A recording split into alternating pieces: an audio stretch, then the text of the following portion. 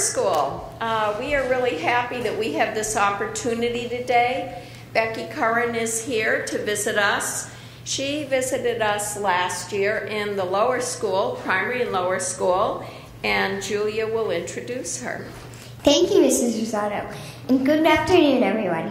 Last spring, Becky Curran met and visited with the primary and lower schools at Derby. Becky talked about her life, the challenges of being a little person, and about accepting who you are. I very much enjoyed Becky's visit, and I hope you all will this year too. What I thought was most interesting about Becky was how honest and open she was about her challenges and experiences. What I thought was most inspirational about Becky was that she refused to accept limitations and learned how to do so many things that people in the average-sized world take for granted, like playing soccer with friends, swimming, driving a car, etc. What I thought was most awesome about Becky was that she truly believes that anything is possible. So, without further ado, please join me in welcoming Becky Curran to Derby.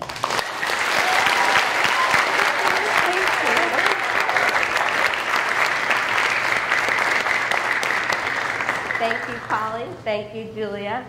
I'm really excited to be here today and share my story with all of you. I got to spend time with the lower and mid and primary school, and I'm excited to be here and talk with you guys. So, as you can see, I'm a little person.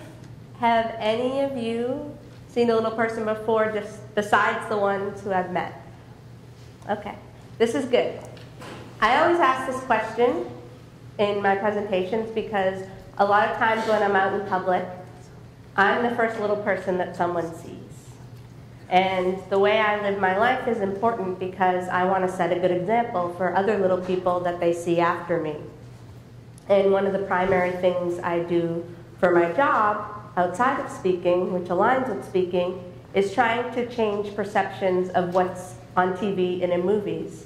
If someone sees a little person who is a leprechaun or an elf or doing something a little crazy, they then come to me, having not met a little person before, and they treat me in a disrespectful way.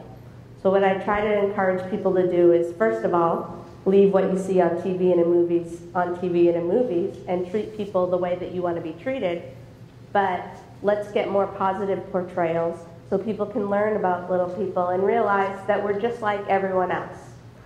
I've chosen to be a part of a larger community of the disability community, and I've done a lot of advocacy for people with disabilities. A lot of times people look at me and they say, you don't have a disability, but a lot of things I have to adapt to, and if you look at the ADA, I kind of fit under those qualifications. And I've decided to embrace it and not let it hurt me or set me apart from others. I want to still be a part of the community, and I want to educate people about how it's okay to be different. When I was first born, I was born to two average height parents. Most little people, in fact, are born to average height parents, about 80%. And there are all different types, 200 different types of dwarfism. And I have the most common type called achondroplasia. My parents, before they saw me when I was born, they had never met a little person before. So same thing. They see perceptions in the media, and that's what they think I'm like, even from day one. They made sure that they learned everything they could about little people, as much information as there was out there. Luckily now it's a lot easier because of the internet and all of the different resources that exist, and people have blogs that really help people understand that life's going to be okay, it's not the end of the world. Things are going to be a little different, but you're going to learn a lot. I grew up going to school just like everyone else. I went to elementary, middle, high school, didn't have any challenges when it came to keeping up with my class academically. I did have some surgeries growing up. I was born with bowed legs, so my legs went out and it was putting pressure on my ankles. I had to have bones taken out of both legs when I was 3, and I had a back brace as well to align my spine. And then when I was 13, I had bone taken out of my pelvis area. There's a lot of extra bone there that can be used for other parts of the body where They used it in my legs when I was finished growing around 13 or 14. And when I was 15, there's something that my condition comes with automatically, and it's spinal stenosis. So I had a lot of spinal cord compression, and it caused me to fall a lot. So in 10th grade, it was October, and I was told that I needed to have surgery on my spine. I had 7 pieces of my vertebrae removed. And I was really worried. The thing I was worried about the most was falling back in school. I wanted to make sure that I could stay up with my grade. When I was younger, my doctors always told my parents, keep her in the same school system so she's with the people that she grows up with the whole way, so she's less likely to get bullied or made fun of. And a lot of that stems from people just don't know any better. It's what they see on TV or in movies, or how they live at home and how they're told to treat people. So that prevented me from a lot of potential bullying growing up.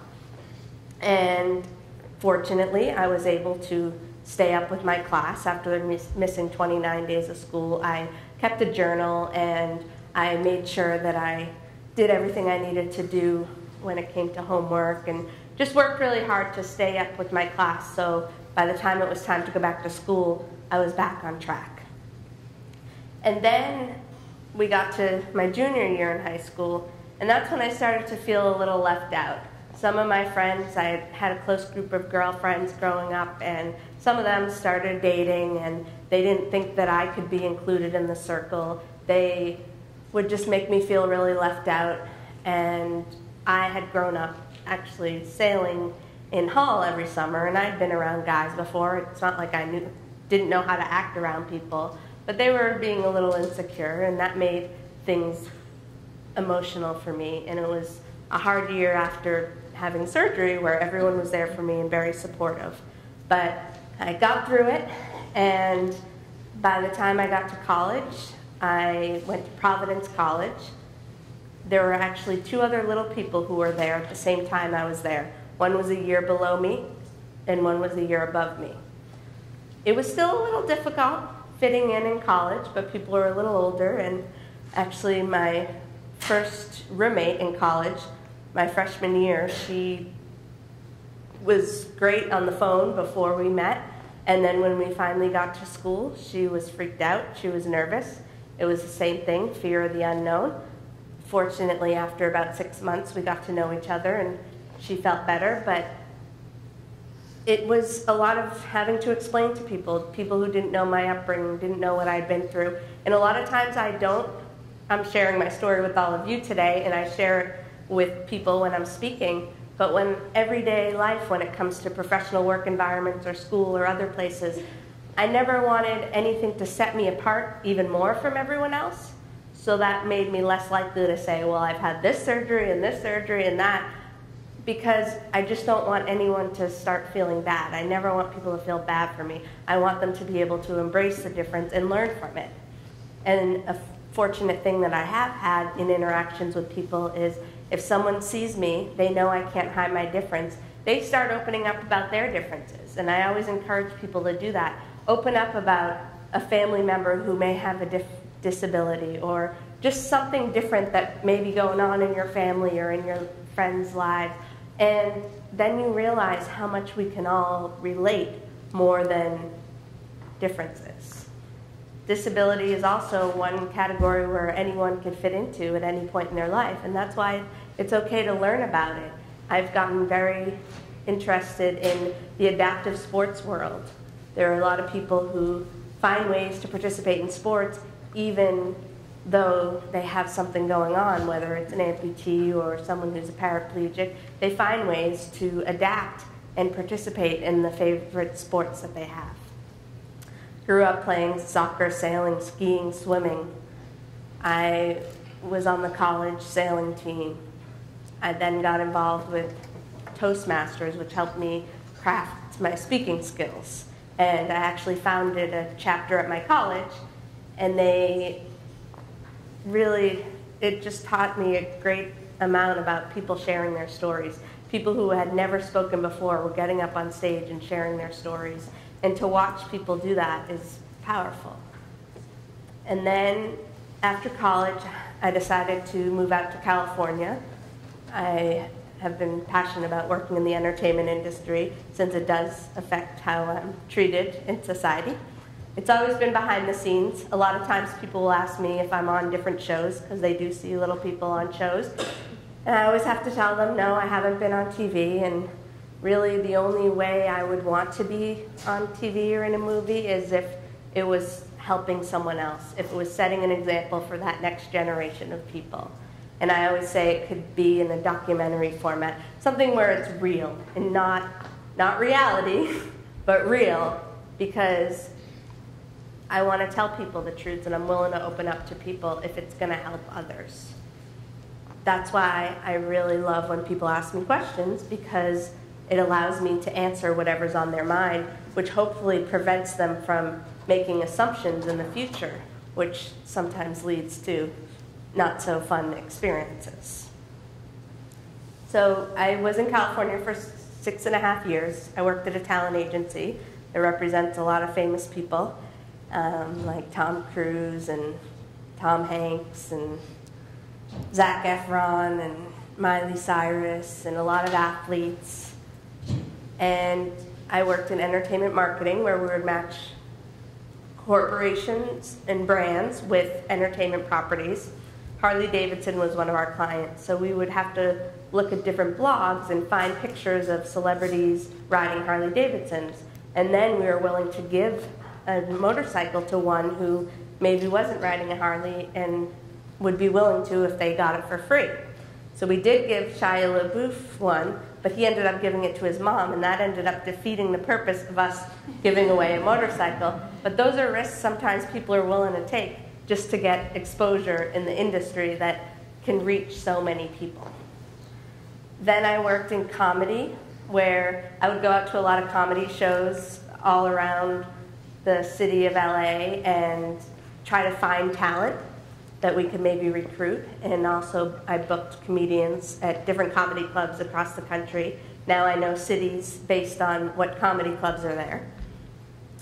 And after that I worked in casting at CBS television studios. And the transition from comedy to casting was really when I started digging deeper into the how do we change what's on TV and in movies to make it more authentic? How do we get there to be a more authentic portrayal of the American scene? Because it does affect how most people are treated in society. So I put together a panel where I had different people who actually have disabilities in real life and were part of this panel where they shared their stories and experiences and challenges of breaking down assumptions and stigmas. A lot of times, people who work as producers or entertainment executives will assume that someone, just because they have a disability, means they are not talented. And that's far from the truth. There's a lot of talented people, and they even have to try a little bit harder than the person next to them because they are used to trying to keep up. So there's a huge pool of talent that should be seen. And one real example of this is you think of the show Glee, where the boy is in a wheelchair. In real life, he's not in a wheelchair. It'd be one thing if maybe he interacts with people in wheelchairs all the time, and it could be possible that he does.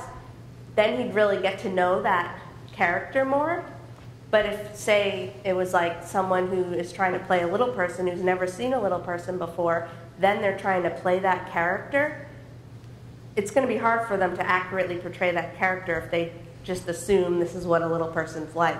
And that's what harms a lot of communities.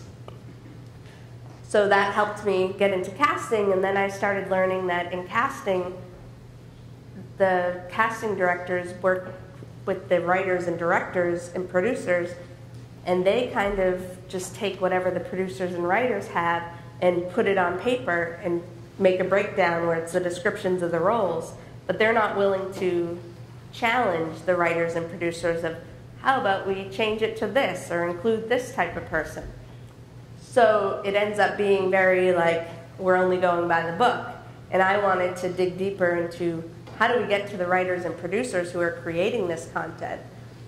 It would be nice if more people could share their stories. The show Breaking Bad, the producer actually had a friend when he was growing up with cerebral palsy, and then he ended up including someone on their show. So if everyone starts sharing their stories more, then it can lead to more inclusion across the board. So after I was done living in California, doing casting, I decided that I wanted to move back home to Boston. And I felt that even though the media is really powerful, and I'm still really passionate about getting that message across through the media, if I tell my own story and get in front of as many people as possible, that'll make a little bit of progress just when it comes to the next time they see a little person, they're going to act a little differently. They're going to be a little more respectful. They're going to be willing to listen and ask questions. One time someone asked me, well, what if people aren't as approachable as you are? And I tell them, well, I think that's only going to be if they're having a bad day like other people. Everyone's allowed to have a bad day, but people would much rather you ask questions than make assumptions, and then you go on and on with that assumption that they don't want to interact with you, where it just takes asking that question. A lot of times parents, when I'm out in public, will hide their child, bring them closer to them so they don't have to be exposed to my difference while they're already curious. And it makes me upset because I rather that child come up to me and ask a question.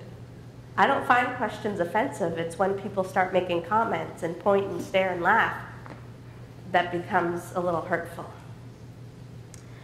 So I want to start opening it up to questions, but I think that everyone's capable of anything that they want to achieve in life, and especially since I haven't let it stop me because of my physical difference, it's important to not let things stop you and not let others put limitations on you. A lot of people put limitations on me, don't think that I can move across the country and travel the world, but I'm willing to do it, and I'm not going to let people stop me.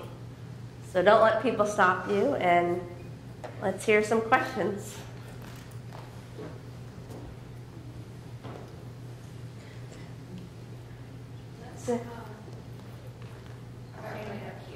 What stereotypes are associated with being a little person?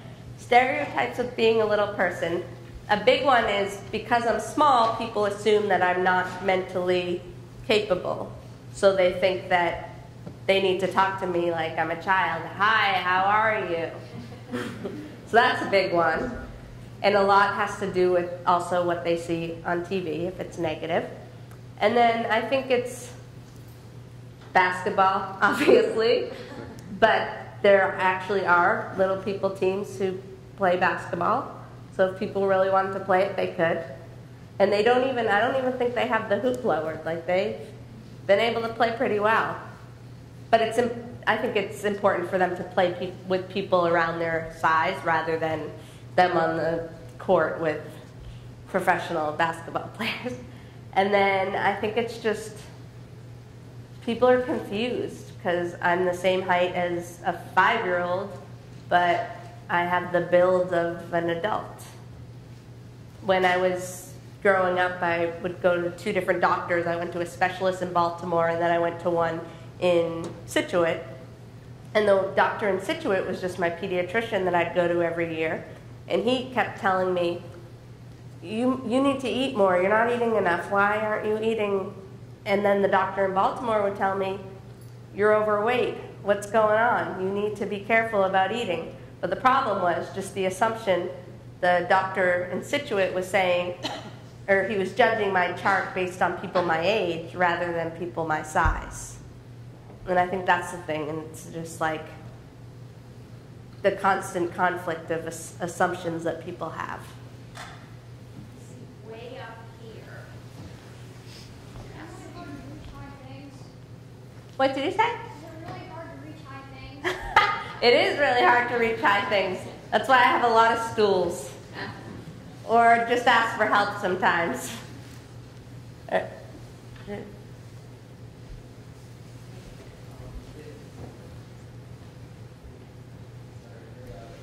It's okay.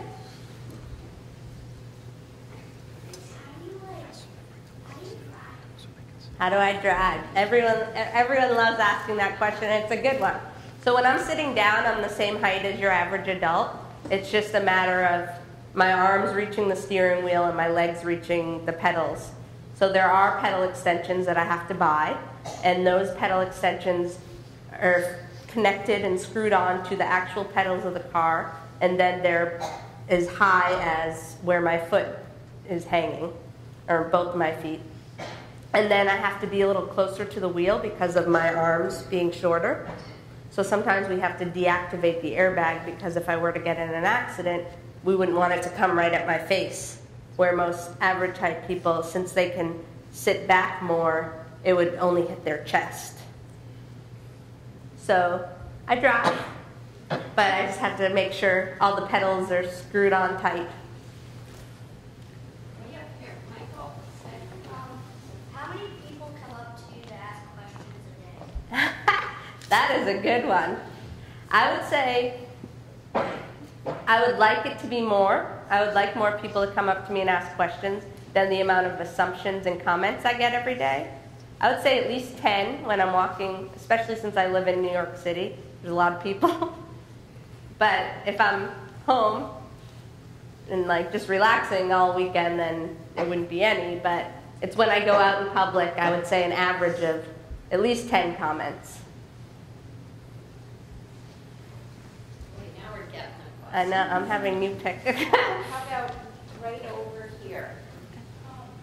So, like, when you were my age, were you that exact height or were you smaller? What age are you? 11. I would say I was a little bit smaller, so maybe around 13 or 14 I stopped. I was 3'11" for a while.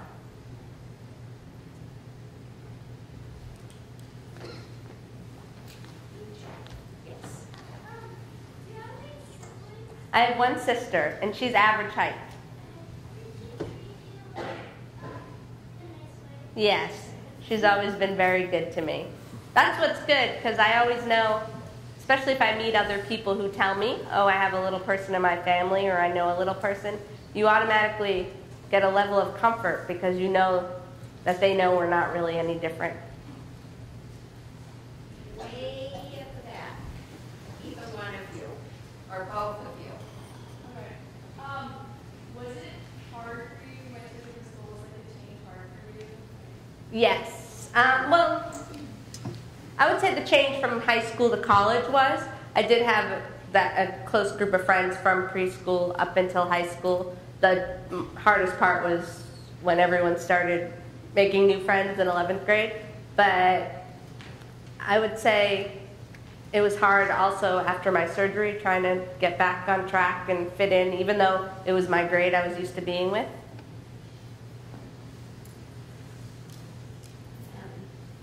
Right next to you. I can't see your faces from here, so. Nick Byrne? Nick Burns? Being a little person, what's been your hardest challenge to overcome? My hardest challenge is probably the challenges that other people put on me. Their assumptions that I can't do things.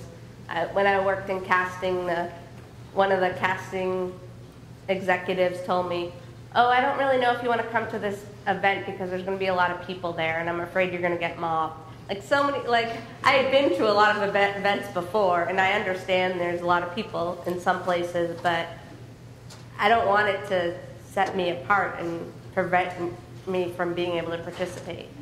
So it's really limitations others have put on me. Let's go this way, right over here. What hurtful names or comments have people ever said to you? So midget is a very offensive word. So when people use that word, I get upset because it's not the right terminology. They make assumptions that it's acceptable and it's not.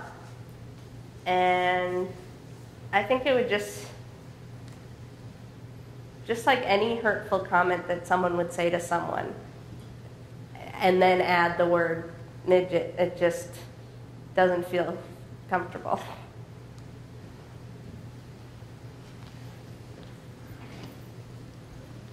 When you play sports and stuff, do you actually play with other little people too? That's a great question. So I played one time I played on a team with little people. Just only one day, and every other day I played soccer. It was always with Abra-type people.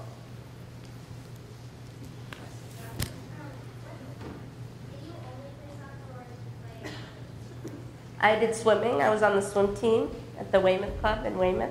And then I was on the high school swim team in Weymouth. And then I did sailing from 8 to college, 8th grade, age 8. And then skiing, a few winters.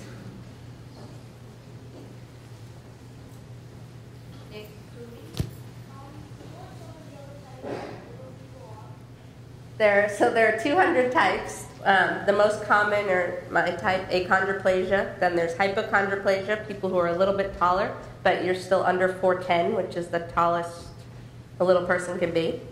And then there's pseudochondroplasia. Then there's diastrophic dysplasia. Osteogenesis imperfecta sometimes falls into that category. There's a lot. A primordial actually is the most challenging type because they're people who, they almost look like dolls. They're very, very frail and petite.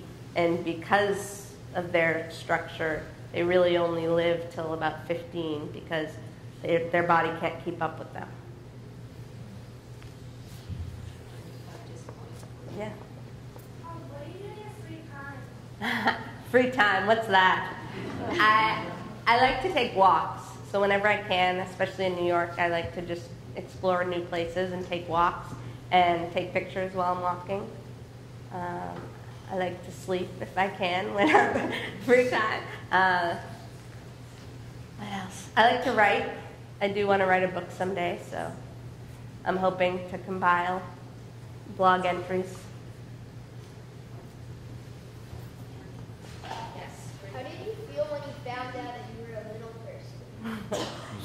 Well, one time, I think I was at soccer, or I was on my way from a soccer game, and I got upset with my dad. I was like, why do I have to be a little person? I just want to keep up with my friends, and I just don't get it. And he responded by saying, you were born this way. This is how you are. And I guess from that point forward, I never asked any questions after he explained, like, I was put on this earth for a reason this way. And I think that was around the time where I recognized that I was different, maybe around 5 or 6. But I don't know. I guess I find out, it hits me at different times because sometimes I don't realize it, and then when I can't reach something, I'm like, oh, right. Charlotte, how tall are your parents? My dad actually was here before, but he's 6'4". A lot of people don't think we're related. And my mom's about 5'1", so she's a little on the shorter side, but still taller. Audrey? Did a teacher or student ever treat you like you were dumb because they thought maybe you were also dumb and small?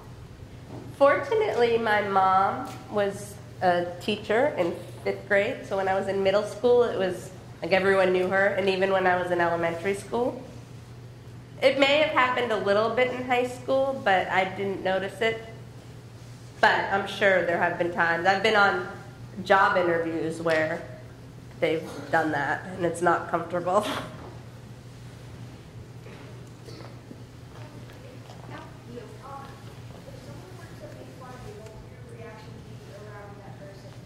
A lot of times I don't react when someone makes fun of me because I feel it could be more powerful. Me not recognizing their negative behavior shows that it's not funny or not something that should be acknowledged.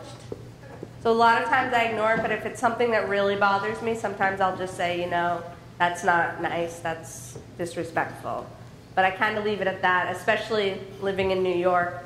I don't want to say something or be defensive to the wrong person because I'm also a small person that could be hurt easily physically if I did say the wrong thing.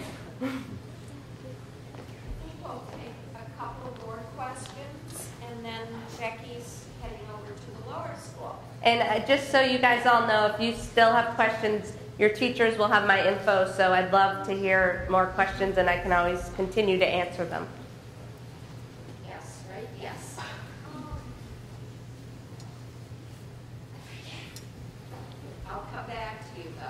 okay?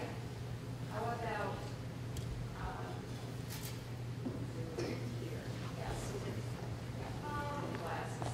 Do you feel like there are a lot of limits to a real person? Same answer as before from the other question of like challenges. I would say it's more of what people put on me. So if people assume I can't do something, that doesn't prevent me from doing it, but it prevents me from being able to achieve something faster than maybe someone else, even though I'm trying a lot harder than that person next to me. Do you ever have any kids? I don't have kids, but it is possible. And the child could be a little person, or it could be average height, depending on who I have the child with. I think we'll wind down a little bit.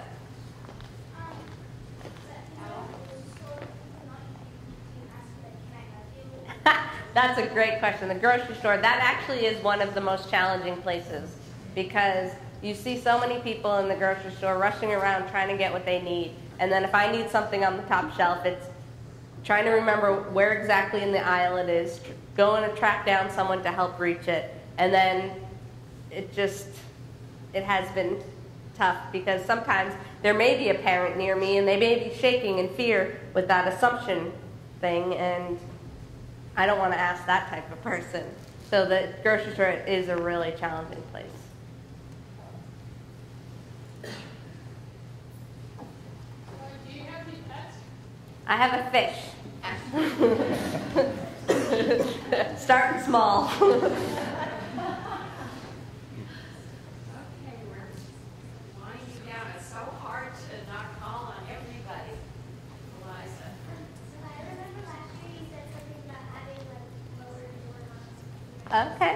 So in my house, when I was 3 years old, we moved to a house in a cul-de-sac, which was very close to the house where I lived when I was born.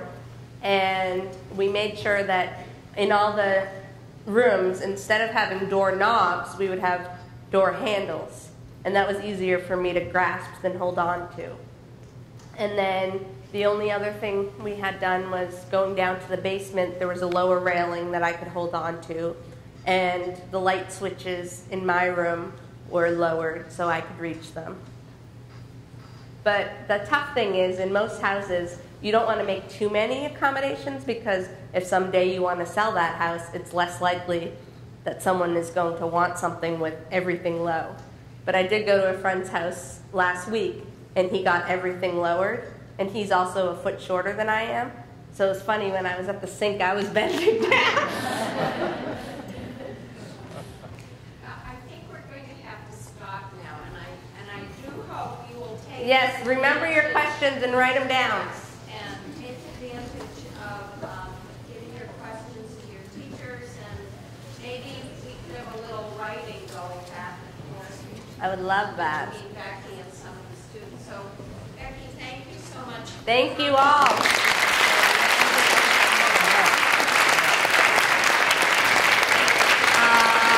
Standing out. Thank you very much.